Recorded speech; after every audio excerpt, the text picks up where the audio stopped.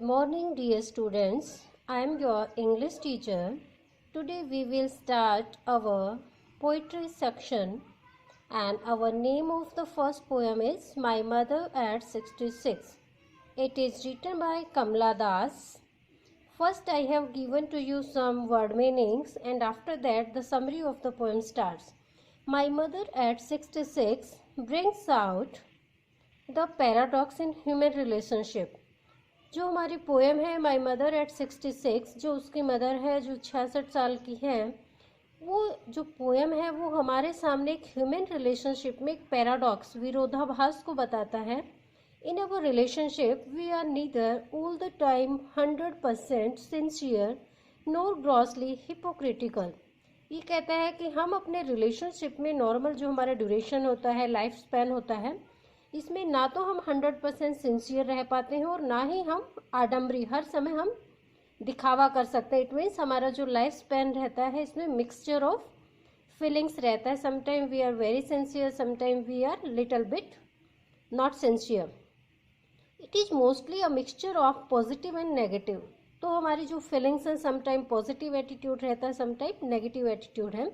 This poem is written by an Indian female writer Kamla Das. In this poem, the poetess relates a personal experience. ये poet जो है कमला दास, उसका personal experience है वो अपना mix करती है इस पोएम के अंदर.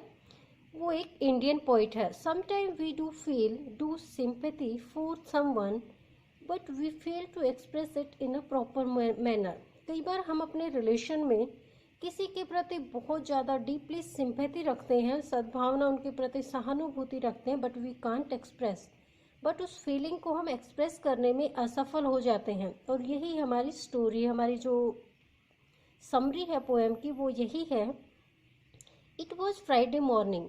जो पोइट्री आपको बताई जा रही है उसमें ये है, पोइटस कहती है कि आज जो स्टोरी अपनी बता रही है उसमें फ्राइडे मॉर्निंग की बात है. She is on her way back to Cochin from her parent house.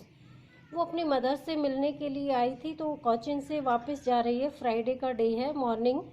C is going in a car to the airport. She is 66-year-old mother was her 66-year-old mother was sitting beside her. वो एक car में airport पे जा रही है, उसके साथ उसकी मदर है जिसकी एज कितनी है, 66 years. 66 years old mother accompanies her to the airport to see her off. उस अपनी बिटिया को छोड़ने के लिए, सी ऑफ करने के लिए वो 66 साल की जो माँ है वो उसके साथ जा रही. She is dozing with her mouth open. उसकी मदर को डॉजिंग, उसको नींद आई हुई है, वो ऊँग रही है नींद में. The poet's looks at her face.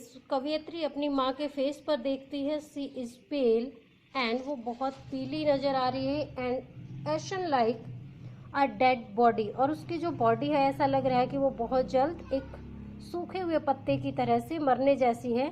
For a moment it seems to her that her mother is dead. एक बार उसको एक क्षण भर के लिए आभास होता है कहीं उसकी मदर मर तो नहीं गई.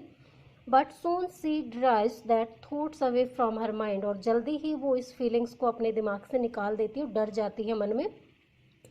The poet's looks out of the car. फिर वो कार से बाहर देखने लगते. जब मदर को देख रही थी तो उसे लगा कहीं मदर की अभी डेथ तो नहीं हो गई है. घबरा जाते तो तुरंत बाहर की तरफ अपनी नज़र करती है. The young trees are racing back at full speed. अब कार फुल स्पीड में थी तो जो ट्रीज थे ऐसा लग रहा था कि वो रेस कर रहे हैं. She sees cheerful children coming out of their homes. वो देखते हैं कि बच्चे खुशी से झूमते हुए बाहर निकल रहे हैं अपने घरों से. They are symbol of life. अब जो चिल्ड्रन है वो ऐसा लगता है कि वो लाइफ को एक्सप्रेस कर रहे हैं कि हमारा जो जीवन है वो छोटे बच्चों की तरह हर रोज़ एक नई उम्मीद और आशा के साथ घर से बाहर निकलता है. They are in deep contrast to her pale looking and old mother. और वो सिचुएशन, एक तरफ उसकी ओल्ड एज मदर है, दूसरी तरफ यंग एज के छोटे छोटे बच्चे हैं जो अपने घरों से बाहर निकल रहा है. They reach the airport. इन्हीं विचारों के उथल पुथल में वो अपने एयरपोर्ट पे पहुंच जाते हैं. They pass through the security check. वो सिक्योरिटी चेक के वहाँ से अपना सिक्योरिटी चेकिंग कराती हैं. Standing a few yard away she looks at her mother again. अब वो अपनी मदर को सिर्फ देखो ताक रही है, झांक रही है, बट उसको कुछ कह नहीं रही है. द मदर लुक्स पेल. जो उसकी माँ है बहुत ही बूढ़ी नज़र आ रही है, weak like the moon a late winter night, और सर्दी की रात में जैसे चांद नज़र आता है बहुत ही धुंधला धुंधला, वैसे ही उसकी मदर जो है वो पीली नज़र आ रही है, उसको बहुत ही बूढ़ी नज़र आ रही है। This arouse a thing of pain in her heart, और इसी बात से जो सिचुएशन कॉन्ट्रास्ट में है कि एक तरफ छोटे छोटे बच्चे थे और दूसरी तरफ उनकी ओल्ड एज मदर थी, तो उन दोनों में बहुत ही कॉन्ट्रास्ट है, तो इस बात से वो बहुत ज़्यादा अपसेट हो जाती है। इट अराउज अ टिंग ऑफ पेन, इस तरह से उसके दिल में एक थोड़ा सा दर्द सा उभरता है। Her old fear comes back, और उसके जो पुराने फियर, जो डर था थोड़ी देर पहले जो अपनी मदर को वो वॉच कर रही थी, तो वो डर उसका वापस आ जाता है। Her mother would soon depart from this world, और वो सोचने लगती है कि बहुत जल्द ही मेरी माँ अब इस संसार को छोड़ देगी। There is no hope of improvement in her condition, और इस एज में उसकी कंडीशन में कोई सुधार की उम्मीद नहीं है। Then the poet's bids farewell to her mother, और इस तरह से बिना कुछ कहे अपने विचारों के मंथन के साथ ही अब वो वहाँ से फेयरवेल विदा लेती है अपनी मदर से। द पोइटस स्माइल्स, वो मुस्कुराती है अपनी माँ को देख के, and expresses hope to see her mother again, और उम्मीद जगाती है कि माँ आपसे जल्दी ही फिर से मिलूंगी। ऑल दैट सी सेज, यही वो वाक्य हैं जो वो अपनी मदर को कहती, क्या? Only smile and express hope to see her mother again, see you soon अम्मा, और वो यही वर्ड कहती है, सी यू सून अम्मा, कि माँ मैं आपसे जल्दी ही मिलूंगी। The only thing the poetess does is smile and smile, और कवियत्री सिर्फ एक ही काम करती है, केवल मुस्कुराती है उसको देखकर। Surely this was not the way a daughter should part from her old and sickly mother.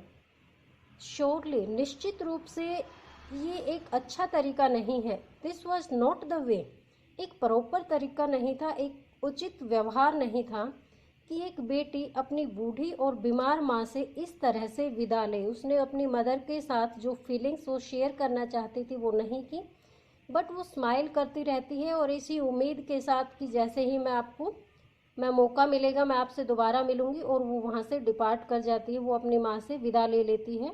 और इसी तरह से हमारी ये पोएम जो है वो फिनिश होती है। I hope you will understand it, read it again and again, and please summarize it in your notebook also. I hope you will understand it. Thanks a lot.